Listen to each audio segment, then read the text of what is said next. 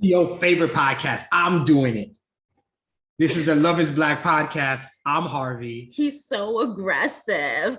And I'm Carice. I'm not aggressive. I'm just to the point. We're just introducing it. Just saying it. Hey, you're the Why favorite does it have to be a thing? I'm doing it. Because I saw the look. You're like, oh, I'm supposed to do it, and you do it. So I'm like, no, I'm doing it. How about that? Oh my God. Black people.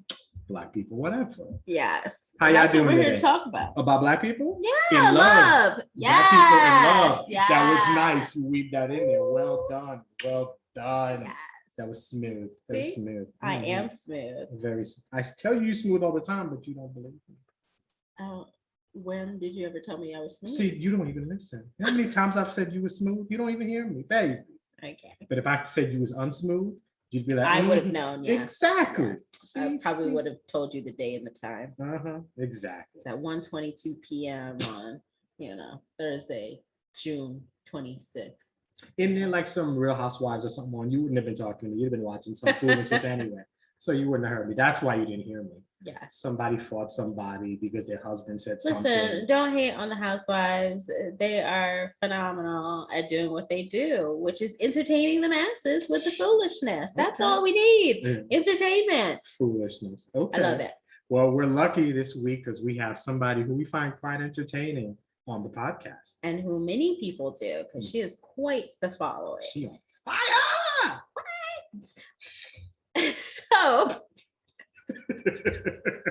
now that you're all warmed up, ready for Kimmie, let me tell you a little bit more about our guest today, okay? So today we are so happy to be welcoming Kimmie Reed to the podcast, affectionately known as the Relationship Motivator. Mm-hmm. She's on a mission to help people see the self-destructive patterns they are creating in their love life so that they can attract the ideal partner and keep them. Kimmie is the author of 3 books: Get Your Woman, Keep Your Man, Marriage is Easy, People Are Hard, and The Kaleidoscope of Kimetry. I like divorced, that. Divorced 3 times, married once. Well, I guess we'll have to dive in to find out how that happened. Which will be her 4th book, is digging deep into what led to 3 failed marriages and her current 22-year relationship with her husband of 19 years.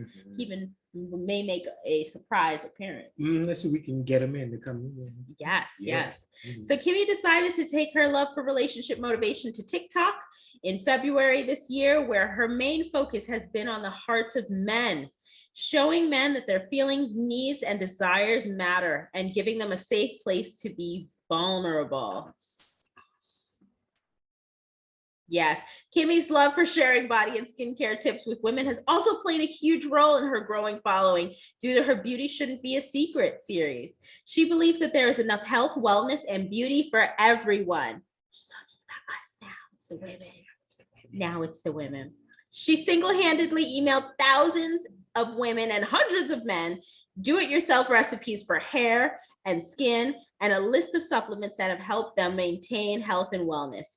She's not shy about putting her age out there either. At 56, and she doesn't look not one day over like 25. No way. At 56, she understands that every year is a blessing. So it's crazy to stress about age when she should be enjoying it. Love it.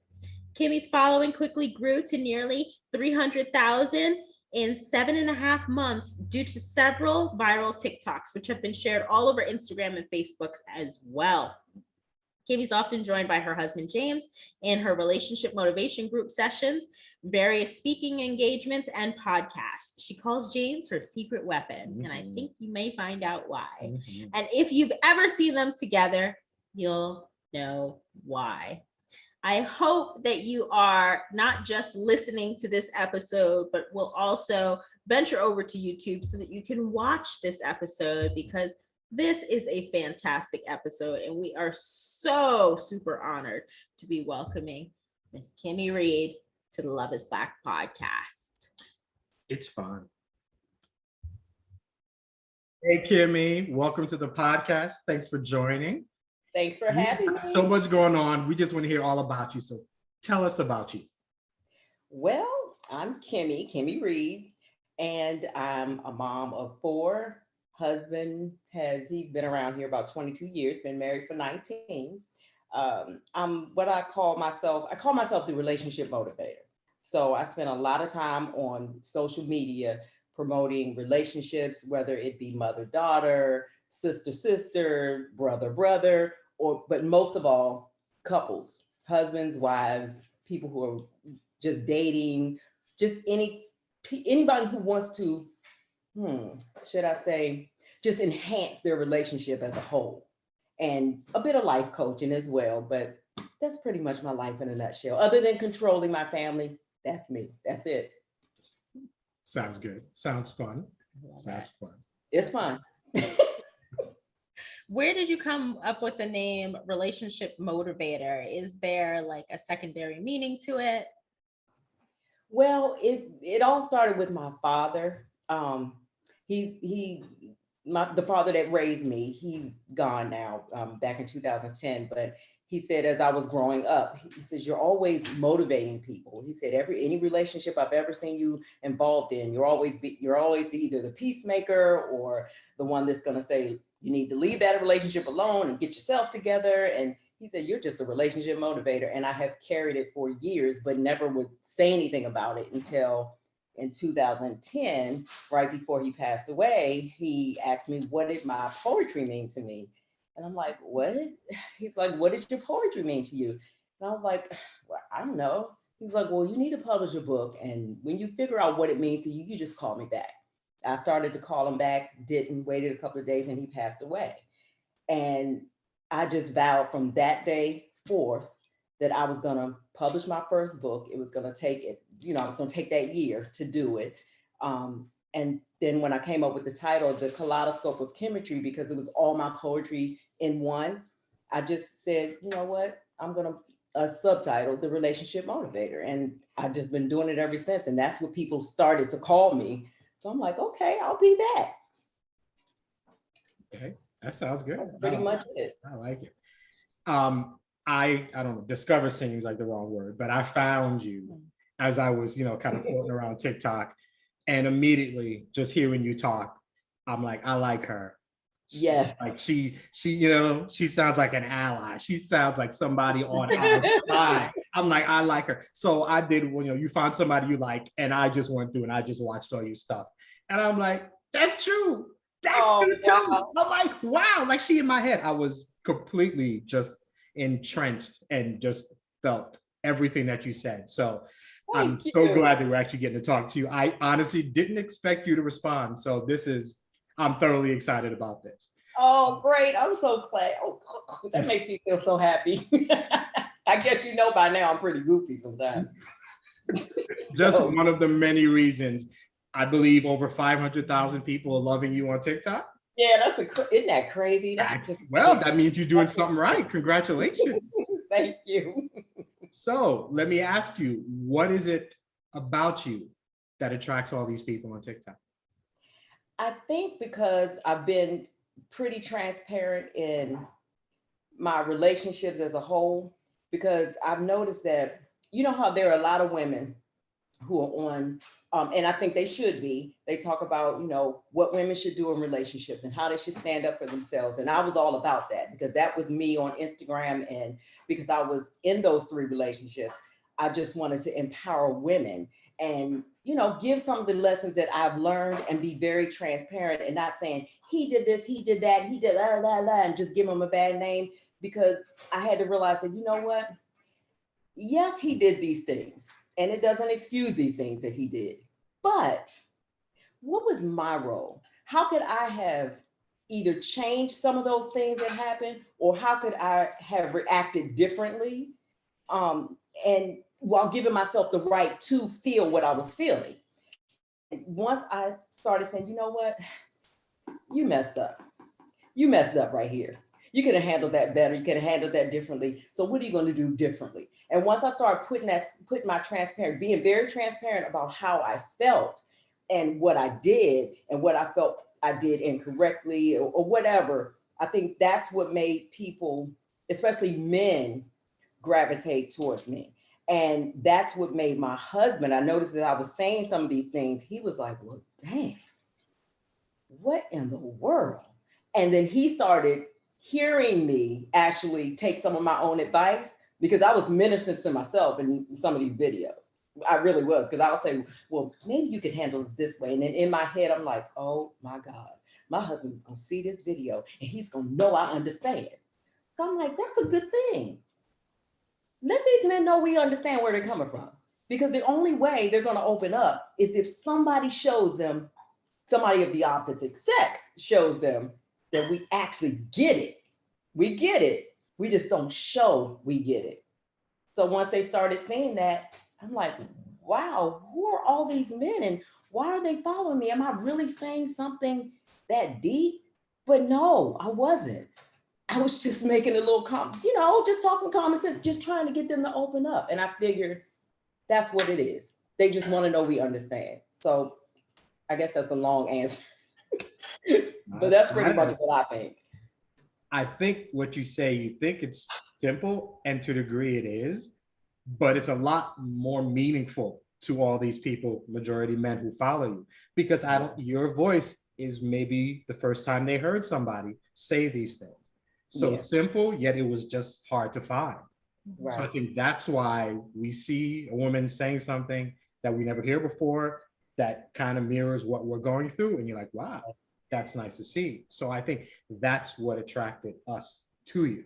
So just keep doing that. Don't change it up. Don't change it up. You're going to get 1 million, 2 million, 10 million. You're going to be unstoppable soon. So we got you early before you really could be found. So again. Well, I appreciate it. I'm going to do my best, but I'm trying to be, here's the thing. I never want to come off as a woman basher, because I know that first, I'm a child of God. Second, I'm a woman. So I've been in a position that a lot of these women have been in, which is why I like talking to men, because I figure once you get a man to know that it's all about trusting that person. They can't trust me if the first thing I do is say, you did this and I did that, but this is why you shouldn't have did this. You know what I mean? Mm-hmm. Nobody wants to hear that. You can't tell anybody, you can't give anybody your point of view, especially if they're going through something and you have no idea what they're going through. You can't give your point of view and just and tell them what they did wrong and expect them to really want to listen. So you've got to let them know, look, I hear you. I hear you. And if I hear you correctly, you're hurting because you feel humiliated, because you feel put down because. And no, you shouldn't feel that way. And you should be able to talk about your feelings, and you should be able to lay it on the table without somebody calling you a crybaby. Once that's opened up and a man can feel comfortable with saying to a woman who's not in love with him, you know what I mean? Of course it means something from a woman who is in love with you, but coming from a woman that's not in love with you, that's in a long-term relationship, and you know she wants nothing from you because she shows the love she has for her man. They're willing to listen, you know what I mean? And really be open to listening. And you guys would be surprised at how much men open up and just want to just lay it on the table and accept responsibility for the things that they have done that caused the havoc in their relationship. And I even forgot what y'all asked me, because I just get I just get so passionate about it, so y'all have to forgive me. But this ADHD thing, so go ahead. I'm gonna let y'all talk. It's okay. It was all beautiful. It was working and flowing into it. I love it. Yeah, it made sense. Okay. Well, kind of shifting gears just a little bit, because Harvey's the ultimate maleist, so he always wants to talk about all things man. I'm interested in your next book. So you have a book that you're working on now, Divorced 3 Times, Married Once. What inspired that? And it's such an interesting title. Like, I really can't wait to hear about this. Well, for years, I have been trying to write this book. James and I were married in 2002. And I had started on the book back then. And for some reason, and that's because I had been divorced 3 times before James. And I'm thinking that this book was just about the 3 marriages that had failed and the different reasons why and what I went through and what I learned. And as I got deeper into the book, I got past those 3 marriages, But once I got to me and James, I couldn't finish it. I mean, I knew I had all these things about he was 9 years younger than me. And, I had a brand new 2-month-old, and I had been on my own since I was, 4 months pregnant with her. And I had a 14-year-old and 11-year-old. And here's this man 9 years younger than me that I've known for 3 or 4 years, but never looked at. I'm like, we're married now. Why can't I finish this book? And it wasn't until, and mind you, I had gone through when somebody cheats or does something that I considered unforgivable. I was the person who would just divorce. I knew how to divorce you, fill out all my papers, get child support. I had my own place still. I had my own job. I still held my head up. Nothing got behind. I was that, I'm going to show my girls that God got us and mama got us. You know what I mean? Long as I give it to God, my priorities in order, we're going to be okay. I didn't realize that this book, the smallest part was about all those marriages and how I was able to stand on my own 2 feet still, right? The biggest part, it wasn't even about the marriage that I was in. It was about me, because we had, in 2000, was it 12, 13? We had went through an infidelity situation. Now, this is a man that I looked at like Superman. You know what I mean? Mistake number one, because he's just a person. But we went through that situation, and mind you, I have never stayed. Never. I just never stayed.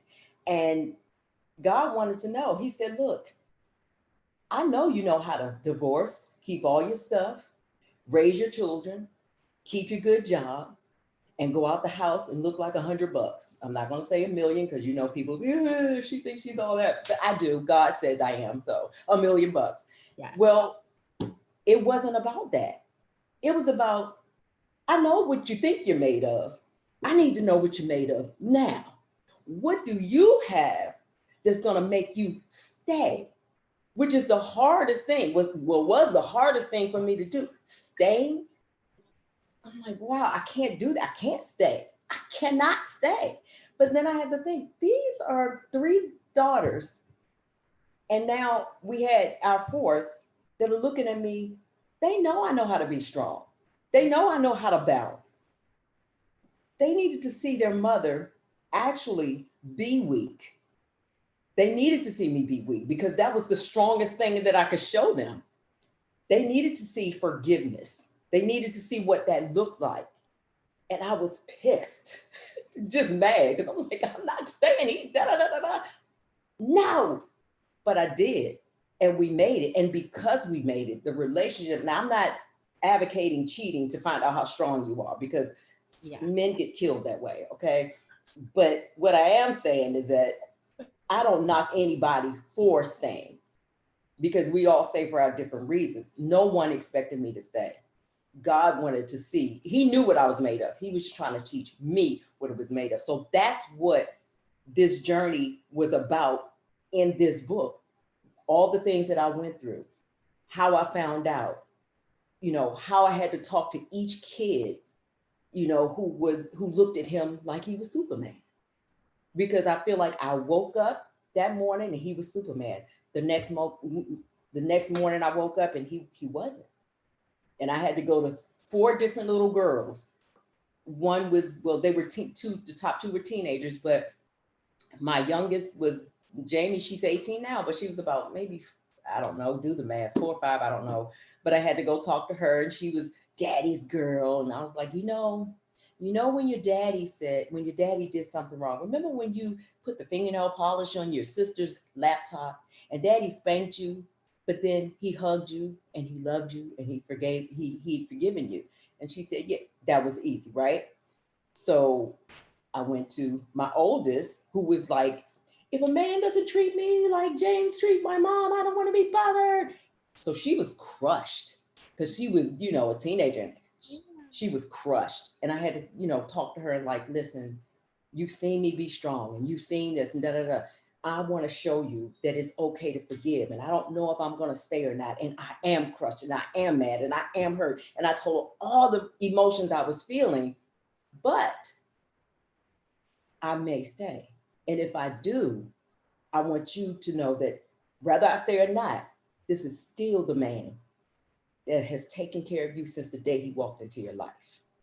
And then I had to go to another daughter. You know, my second daughter and my middle daughter were just alike, very, very direct. The oldest and the bottom one, the happy-go-lucky is easy because they're very forgiving people. The two middle ones, that they're that side of me that's like, nope, you broke the promise, I'm out. So going to that second daughter, Jasmine, was hard for me because she's the one that would come in. She came into the house when she found out what happened. She sat beside me and she didn't say a word because she knew that sitting beside me was the thing to do. And so she held my hand, I held her hand, and that was it. I never had to say a word to her about it. But his best friend was my third daughter, and God rest her soul, she's not here anymore. She passed away when she was 16. But at the time, that was her best friend. And all I heard her do is stomp up the steps. And to talk to her was the hardest because number one, I'm broken and I've never been so hurt before. It literally felt like someone died because he was not, in my head, this man that I thought he was. But it wasn't until I sat down with Kamari and I said, Kamari, and she was like, I don't want to talk about it. I just don't, and she was and I saw the pain in her face because this is a man that's her best friend. The only one of my four girls who like football, basketball. He took her to the barbershop. She had all this hair, just a bunch of hair. He took her and had all her hair, let her shave all this off around here. And, they did that kind of stuff together. And I was going to kill both of them, but I digress. I won't go to that because I'm getting a bad mood. But this was his best friend.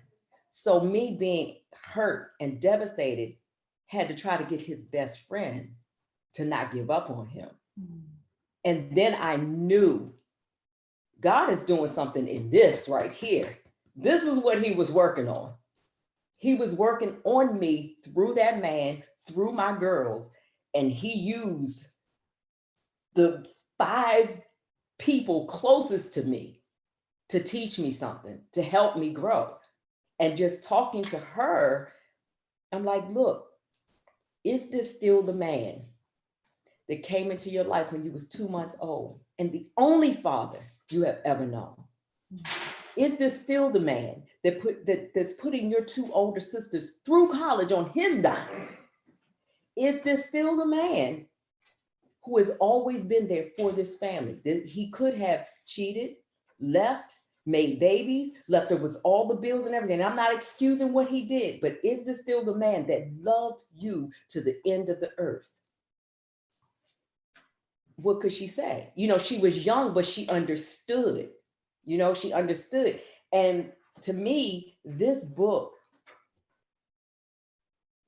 is something that has helped me grow, and it's still helping me grow because as I'm writing it little by little, to go back through things like that, it hurts, because there's a part in your mind that does not realize that this is not happening now.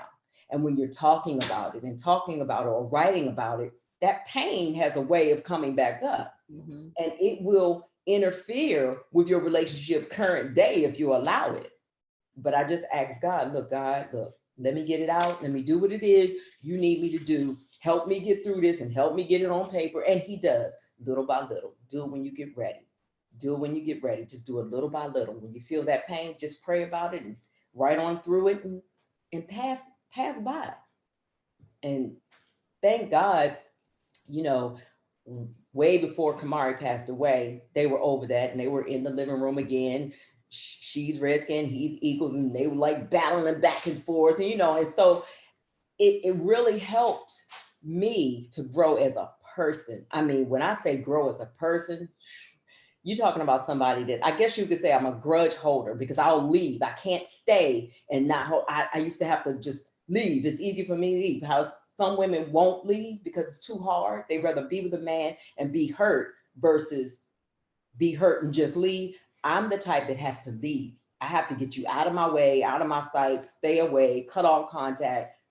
But I couldn't do it this time. I had to think, look, these young women that you're raising, they're looking at you.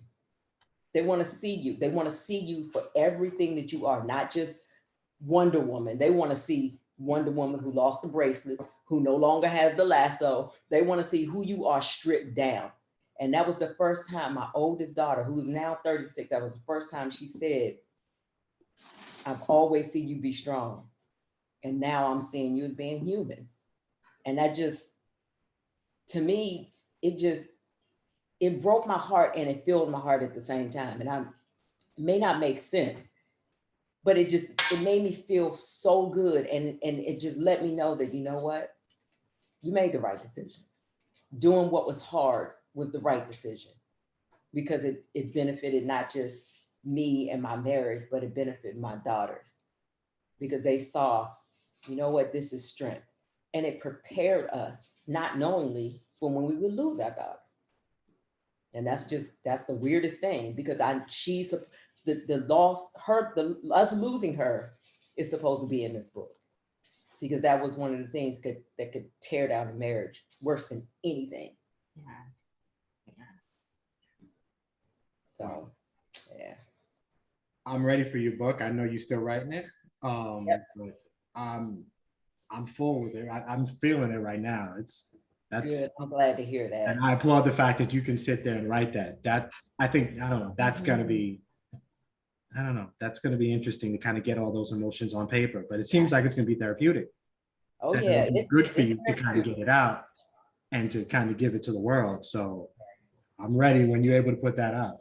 I'm going to do it as soon as possible. I really am. And the strangest thing is, I noticed that I've been procrastinating by, doing all these other things. And, God shows me through other people, look, it's time for you to stop that. There are some things you're going to have to say no to, like, not, for instance, doing podcast appearances, but just things where people are trying to bring me in on things, and they have all good intentions, but things that will take up so much of my time that I'm going to be way off the mission, and because I've had to learn to say, no, I can't do it. I'm always, okay, great. All right, I got you. It's like, okay, God has to tell me, yeah, you're a supporter. You like to motivate people, but motivating people does not mean you have to have your hands in everything. It just does not. And the sooner you get that through your thick head, the better. And then my husband started saying it. And of course, no one likes to listen to their husband. I mean, I don't want him to be right about nothing, right? I mean, that's just being honest. I just don't. But he was. You listening? You just hear me? It got real quiet in the kitchen. I don't like him to hear me say that too many times, but it's right. Sometimes you just gotta say no, and you just gotta stay on mission. Very true. So with what you talk about, let's go back to social media. So what you talk about on social media, obviously a large part of your fan base is men who like hearing what you talk about. I would imagine you get some women who probably aren't happy to hear about what you have to say. Could you tell us about a few, I'm sure you get some ridiculous comments, DMs and whatever. Oh my goodness. Tell us about what you get from some unhappy women. What I do is I do get quite a few comments, but what I've learned to do, instead of addressing every single comment, because some women can be vicious, especially when they don't really know your intent and they don't know what you're about. And I realize that when you put yourself out there, it is what it is, right? But for instance, this is a mild one. So a young lady, she thought that I was trying to tell her, regardless, well, her boyfriend or her fiance had sent her one of my videos, and basically it was saying, let him come in the house, and can he kiss his babies? Can he sit down?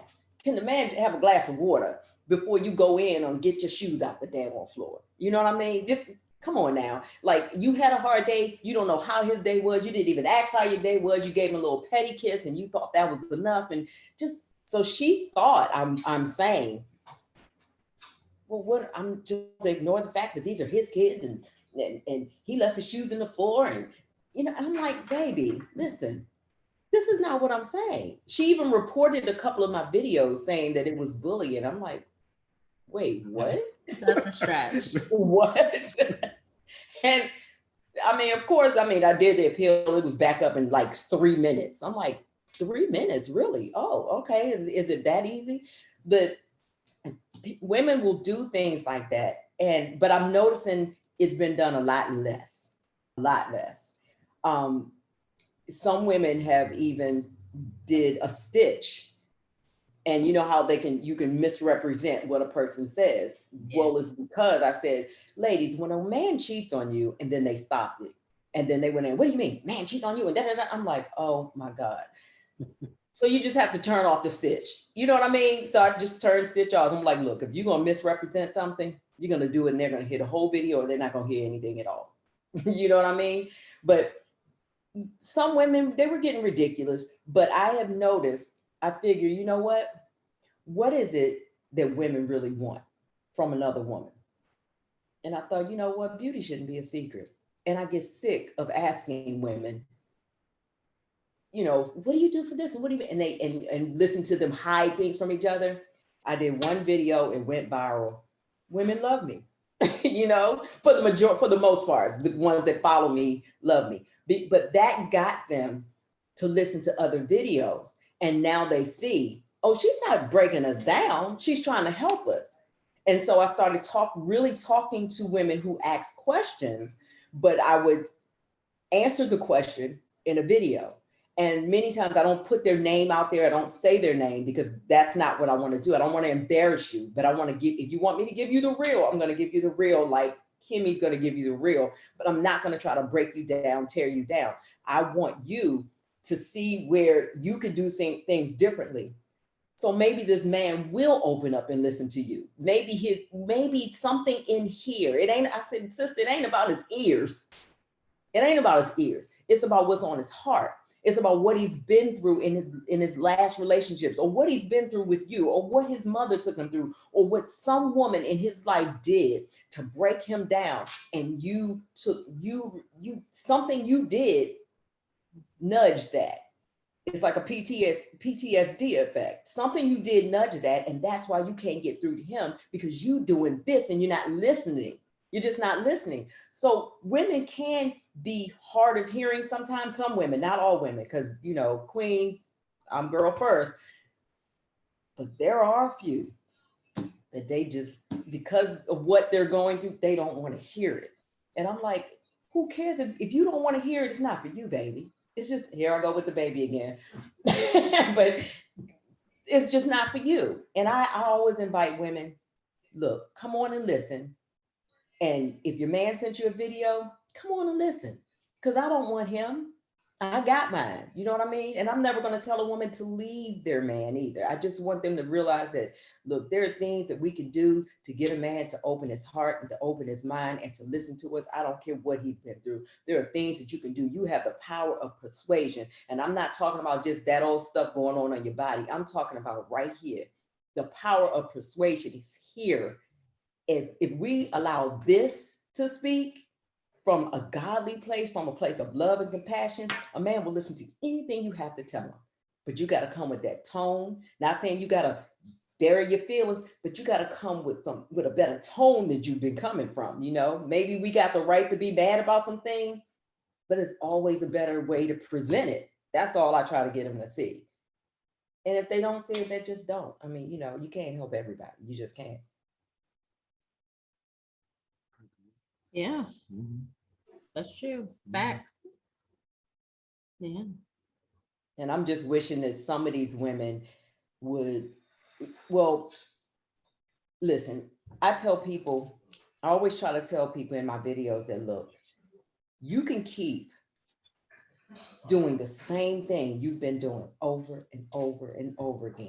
And you can think because you're hanging in there, or you're hanging tough with him, and you just hoping one of these days you're going to say that same thing and he's going to give you a different reaction and he's going to move a different way. You can keep doing that and you can waste the best years of your life, because there's going to be somebody that comes along and he may not even be interested in that person. But she's going to say something in a tone. She's going to say the same thing you said, but she's going to say it in a different tone, in a different atmosphere. And he's going to be attracted to that. And it can be somebody that's not even his type. And he's going to be attracted to that. And who knows where that's going to go. Because as soon as he hears this positive vibe and he comes home and he gets the same negative one for you, what do you think that's doing? Little by little, you're losing him more and more and more.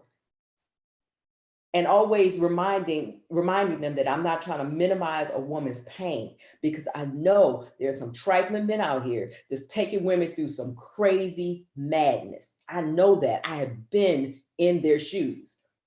But at the same time, if you're going to deal with the crazy madness and you want the crazy madness to go a different way, you're going to have to make some changes. Whether he was right or wrong, whether you're right or wrong, sometimes you have to take the lead. And I'm not saying that in a sense where you're the head of the household or whatever, but as women, sometimes we have to learn to take the lead, because we're like rubber bands. We can take until we snap.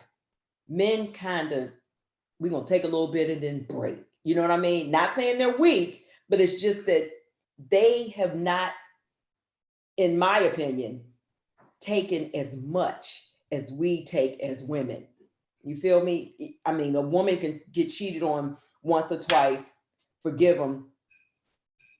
But a lot of men, they out, because that in their mind.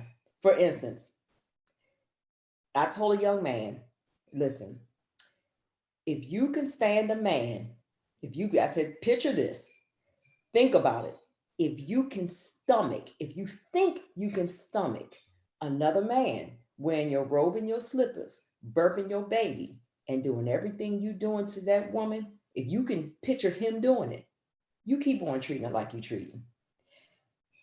This young man, I thought, was going to faint, because you could see that everything I said was in his head, and he thought about what he does to that woman. And that's the part that pissed him off. That's the part that made him, it burping the baby and all that stuff. That was fine, wearing his robe and his slippers, but him, another man doing what he do to her. When I tell y'all that baby looked like he was gonna faint. So it's basically how you put things to people. Sometimes you got to use certain examples, and with women, same thing. If you can stand another woman, if you can think you could stomach another woman, wearing your robe and your slippers, doing your daughter's hair, taking your little boy to practice, and doing what you do to your man, keep on treating him like you treat him. It can happen. Okay, I like it. Up to a certain point, it sounded kind of good. Like somebody else gonna do their hair. Right, exactly. This sounded like a good situation. I might want to sign up for that. And then she got deeper, and it was like, no. They did it 3 times a week. I have less to do. Only a woman would think of it like that. Yeah. Mm-hmm. This woman. Yeah, that's what she would do. Oh my God. Okay. Sorry. So. Don't be sorry. Shoot, I'm thinking the same thing. Well, dang. I had 4 girls, so I'm thinking it. Oh my goodness. Yeah, for the hair alone, I'm like, okay, you want to find somebody as long as they can braid hair, Exactly. You'd be willing to give up a few things if somebody come take care of that hair? Yeah, one night a week. You can have him on Tuesday. I'll go watch a movie or something. That's terrible. That's terrible. Give me some me time. Yes. So Kimmie, tell us, obviously your popularity has exploded on TikTok. Mm-hmm. Do you have plans or like new things you're gonna do, new questions, new things to do on TikTok to kind of keep growing your fan base? What are you planning on doing? Yeah, well, it seems like, okay, so I call James my secret weapon, because whenever when I'm not feeling like being serious or talking about a serious subject, I'm like, James, let's do this. So we did that. I don't know if you saw the one that went viral when I had on the onesies. And I was like, he was like, what are you doing with those onesies? I said, I don't know.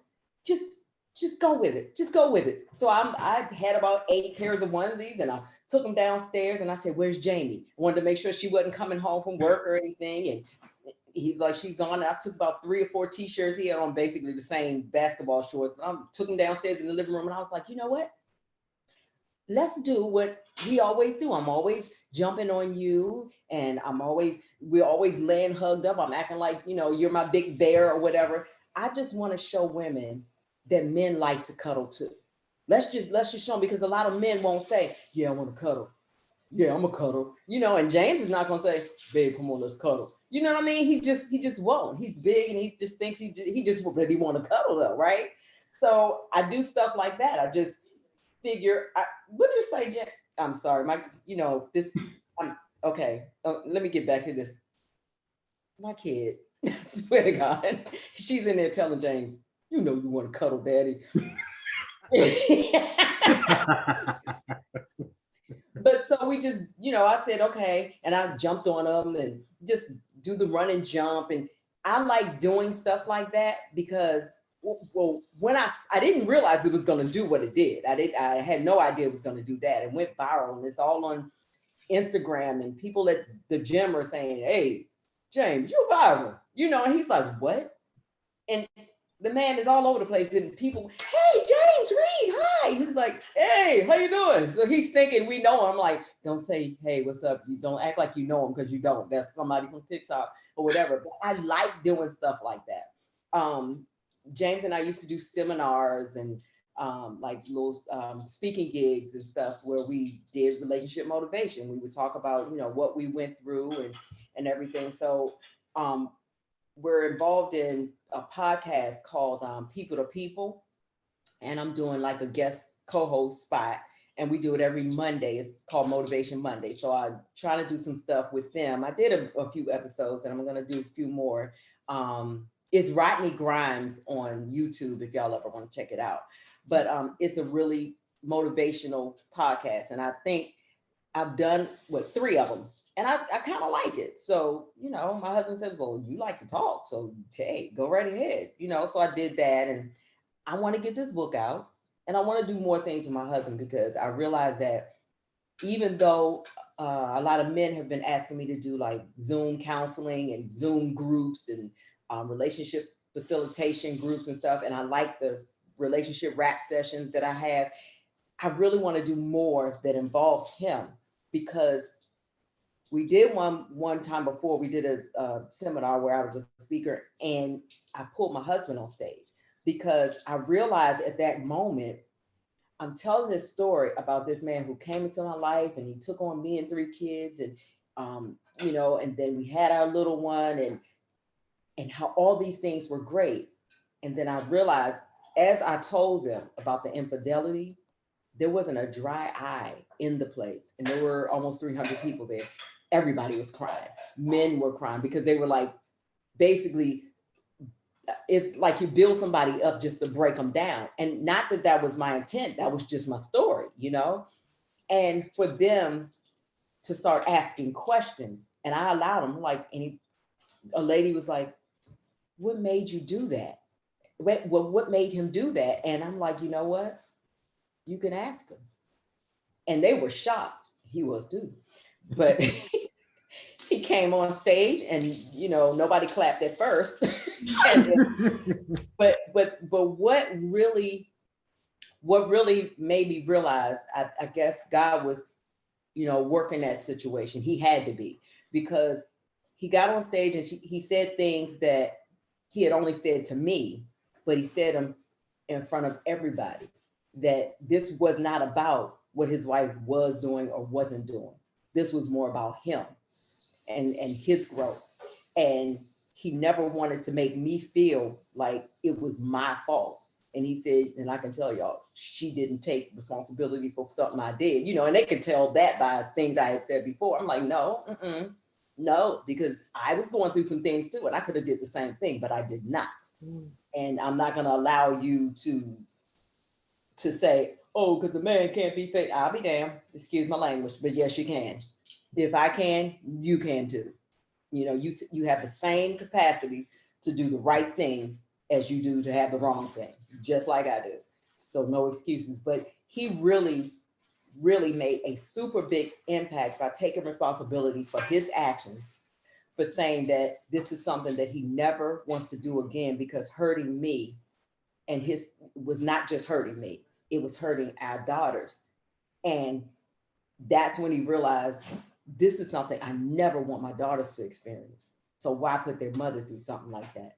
And they needed to see a man take responsibility for his actions. When I tell y'all this, he said a lot of other things, but this seminar, people were lining up. When it was over, we ran out of books. I wrote a book in 3 weeks just to do it. It's called Marriage is Easy. Marriage is Easy, People Are Hard. And no, I shouldn't have put that book together myself, but I did. But I'm not going to take away the message by saying the cover is stupid and all that stuff, because it is stupid. But it ran out, and people were standing in line to ask us question after question after question after question. Pastors were in line praying over us and just saying, this is going to happen, prophesying over us. That is the type of thing that I want to continue to do, because when you can touch somebody with something that hurt you so deeply, it's almost worth it to relive that pain in a sense. And I notice that every time I do it, yes, it hurts a little bit, but it hurts a lot less every time. And I know that's nothing but God saying, if you follow me, I got you. If you do what I'm telling you to do, I got this. One of these days, you're going to talk about it and it's not going to bother you at all. So the next phase of this is our daughter passing, and how one of those things can destroy. I mean, that thing right there, having a baby pass is worse than infidelity. That is the number one thing that breaks up a marriage, period. It will destroy. But the devil is a liar, because if my baby is gone, there is something God wants to get out of me. If he took a child that was not sick, and we don't know why she passed away, we don't know why her throat, if that happened, and we have the medical examiner can't even tell us why, if that happened, God wants something, not just out of me. I'm responsible for what he wants out of me, but he wants something out of everybody in our family and everybody in our circle. And he's going to get it from me. He's going to get it from me. What the enemy won't get is my marriage. If he didn't get it from the infidelity, he's not going to get it from losing our baby. It's just not going to happen. If this marriage breaks up, it's going to be because I did something to the man and he's gone. Like gone. or he already said he's not going nowhere. But anyway, are you going anywhere? What? Y'all hear that? He's gone. Say it louder. Say it louder. I ain't going nowhere. Y'all hear? we heard him. You got a good man. That's good. Kimmie, we could talk to you forever, but I think just this little bit of a conversation just shows how amazing you are. Yeah. So how can our listeners find you? Where can they find you? Give us your social media tags so people can find you. Okay, so I have a relationship. It's called the Relationship Motivator group on Facebook. Facebook says they miss me, and I've been so involved in TikTok, so I just haven't been on the group page, but I'm going back. And that is the Relationship Motivator. And then on my regular Facebook page is Kimmie Kim Evans Reed. But I have the TikTok is at Kimmie Reed. That's the #1 for right now. And on IG, I'm at Kimberly L. Reed Relationship. So it's KIMBERLEY, the middle initial L, REED Relationship. There's my man. Hey. How you doing? Y'all see how I got real goofy? I got goofy. How y'all doing? Chilling. How are you, sir? I'm okay. Move over. They can't Welcome to the Love is Black podcast. Thank you. Thank you. I appreciate it. You guys are doing. Isn't he big and cool? You guys are doing a wonderful job. I've been listening in the other room with my daughter, so I appreciate it.